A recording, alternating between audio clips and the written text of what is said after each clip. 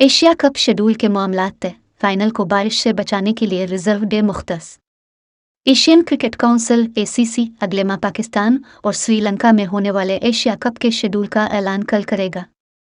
Broadcasters और sponsors को एतमाद में लेने के बाद टूर्नामेंट के मैचेस की तारीखें और मुकम्मल प्रोग्राम का ऐलान किया जाएगा। एशिया कप का आगाज़ पाकिस्तान से होगा।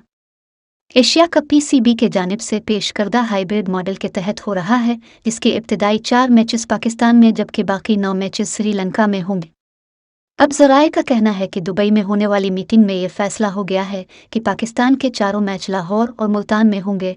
श्रीलंका में 9 में से 2 मैच सेंटर्स दम्बुला और पाले किले में होंगे।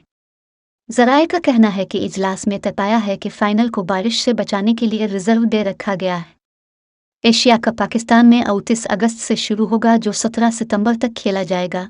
इवेंट में पाकिस्तान समेत भारत, श्रीलंका, बांग्लादेश, अफगानिस्तान और नेपाल की टीमें हिस्सा लेंगी।